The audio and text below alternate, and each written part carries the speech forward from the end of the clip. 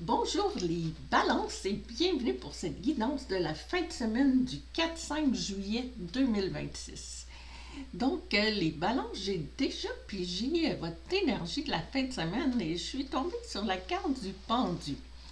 On voit ce jeune homme qui est attaché par un pied, qui semble quand même relaxé, mais qui a la tête à l'envers. Donc, on peut dire que votre fin de semaine va être sous le signe de la détente, de la relaxation. Puis, en fait, c'est un peu pour penser, réfléchir à votre vie un petit peu, puis pour essayer de voir la vie d'une différente façon, avec la tête en bas. C'est peut-être ça que cherche notre pendu de notre histoire, où en fait, il y a une histoire dans le tarot de Marseille, où est-ce qu'ils disent que c'est un moine qui s'était fait descendre dans un puits pour trouver l'illumination. Donc, je vous le souhaite que vous le trouviez pendant la fin de semaine, mais bon, pas à ce point-là, là. Pas besoin de vous attacher à un arbre. Donc, ça va vous faire voir la vie sous un jour nouveau, d'après vos énergies. Donc, on va aller voir votre défi. Quel va être votre défi? Arbre, justement, encore un arbre. Connaissance, sagesse, force. OK, donc, votre défi pendant cette fin de semaine-là, c'est d'être fort ou forte. Puis, d'utiliser vos connaissances justement pour aller trouver une sagesse. Donc, peut-être avec un peu de réflexion, on va voir qu'est-ce que le tarot nous dit. Oups, on en a deux. Oh, on va en prendre juste une. Qu'est-ce que le tarot veut nous dire comme défi? Oh, on en a une, oui.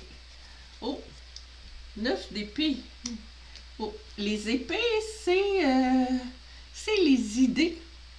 Mais c'est vraiment les idées qu'on repasse et repasse dans notre tête toute la nuit. Un peu les idées de défaitisme, finalement. On dirait que, donc, je pense que l'énergie veut changer le type d'idées auxquelles vous pensez, vos choses qui tournent en boucle dans votre tête. C'est le temps d'essayer de voir ça sous un jour différent. Donc, essayez de vous illuminer comme notre personnage, la tête en bas. On va regarder votre mission. Donc, j'en ai une ici. Les relations. Croissance, compréhension, compromis, amour, relation avec soi et les autres. On dirait que c'est le temps de penser à vos relations, là, votre mission, c'est de faire croître. Si on regarde le cœur de la personne, on voit que c'est une belle plante avec des feuilles, puis il y a plein de petites racines.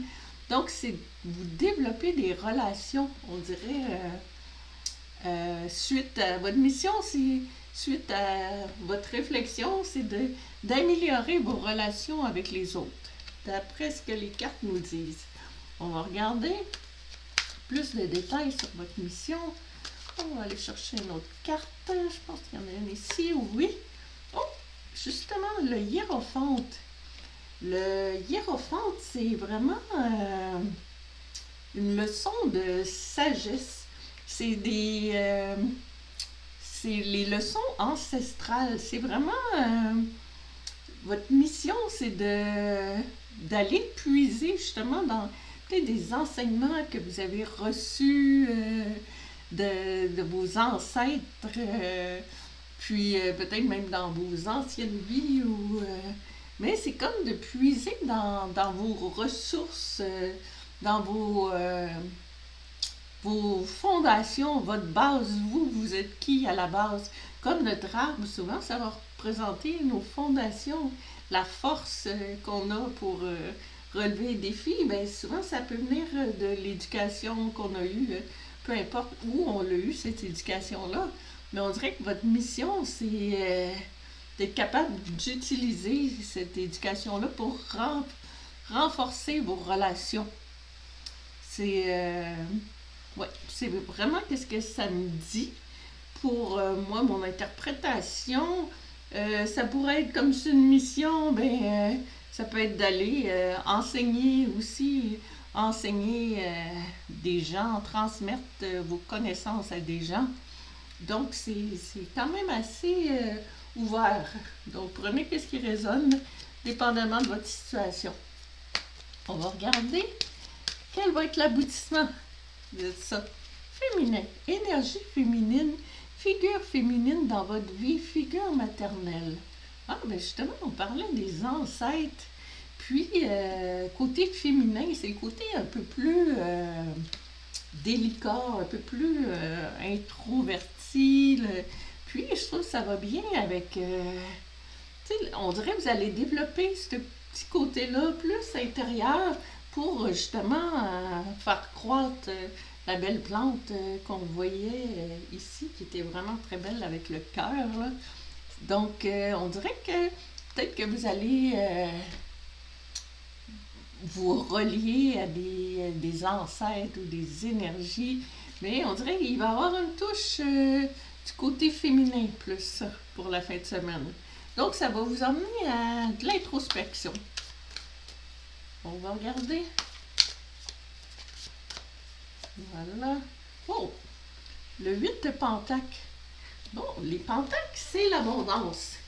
Donc, ça va être comme de travailler votre abondance, mais comme on parle un peu d'intérieur, de cœur, l'abondance, c'est pas seulement l'argent, mais ça peut être l'abondance émotive, donc la passion aussi. On voit la flamme de la passion sur notre 8 de Pentacle.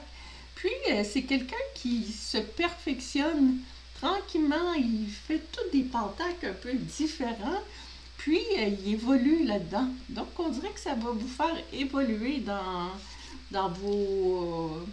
votre abondance, en vous dirigeant vers être une meilleure personne finalement. Mais ça va être en vous reliant peut-être à quelque chose auquel vous croyez, quelque chose de plus grand que vous, mais on dirait que il va y avoir quelque chose qui va venir un peu vous conseiller.